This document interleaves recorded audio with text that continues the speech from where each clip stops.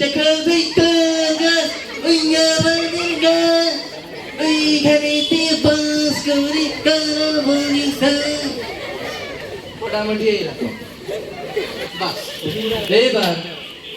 এবার যদি এটা কোনো আওয়ামী লীগের নেতা উবাইদুল কাদের সে বলে তাহলে কি রকম বলতে পারে?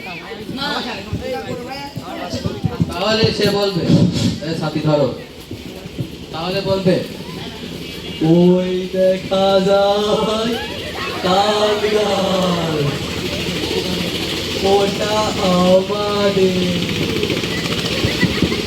তাল গাছ কে দিয়েছে?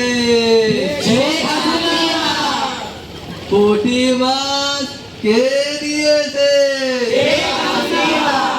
বগি খাবে কেন? ওটা আমাদের, আমরা নিয়ে যাব, খেলা হবে, খেলা হবে। আসতে মঞ্চ আমার হাতে পড়ে গেছে। ঠিক আছে, এখন একজন গায়ক মঞ্চে উঠেছে গান গাওয়ার জন্য, আবার অফিস রুমে যাওয়ার জন্য আবার খুব তাড়া, আবার বড় অফিস। এখন না গেলে হচ্ছে না, পিছনের লোকজন সব টের পাইয়ে গেছে। যেমন হারমোনিয়াম বাজাইছে, তবলা বাজাইছে, গিটার বাজাইছে। এখন আমাদের তবলা বাজাইছে, সে আবার খুব ট্যালেন্টেড। আমাদের ট্যালেন্ট দেখাতে গিয়ে সে আর একটা ছন্দ বানিয়ে ফেলেছে। সেই ছন্দে তাকে সান্ত্বনা দিচ্ছে। সেই ছন্দটা আমরা আমাদের শ্রদ্ধেয় ভাইয়ের কাছ থেকে শুনেন। ভাই আপনি বলুন। तेरे कटे तक चेपे चेपे रख, तेरे कटे तक चेपे चेपे रख, तेरे कटे तक चेपे चेपे रख, तेरे कटे तक चेपे चेपे रख। আরে শান্ত শান্ত থাক, ঠিক আছে। ছন্দ তাল। আচ্ছা, এইবার সেই গায়ক এই কবিতাটা যদি এই সময় গায় তাহলে কিভাবে গাইতো? তাহলে আপনারা কি বলতে পারেন? তাহলে গাইতো। সেই গায়কটা ছিল জর্জ হ্যারিসন। জর্জ হ্যারিসন এখন মাইকটা সুন্দর করে নেবে হাতে নিয়ে, ফাইন একটা পোজ, সুন্দর একটা পোজ। গিটার তো সেরকম নাই, তাহলে একটা পোজ নিচ্ছে।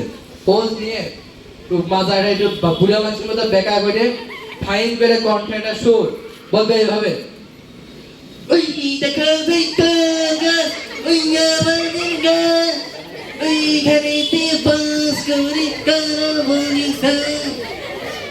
মোটামুটি এইরকম। তারপরে এই কবিতাটা যদি কোন খুশির হুজুরের কাছে দেওয়া যায়, মাশাআল্লাহ মন তো ভেঙে পড়ে যাবে।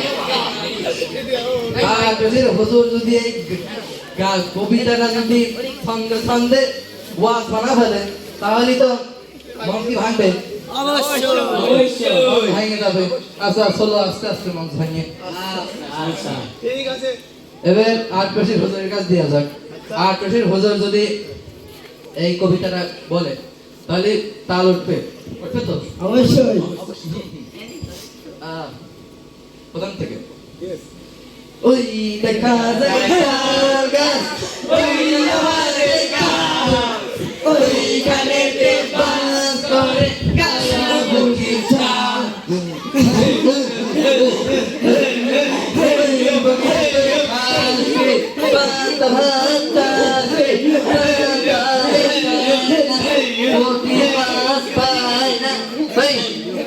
আস্তে আস্তে শেষ মন ভাঙে না যে, আস্তে আস্তে নাও, মাথা কমো।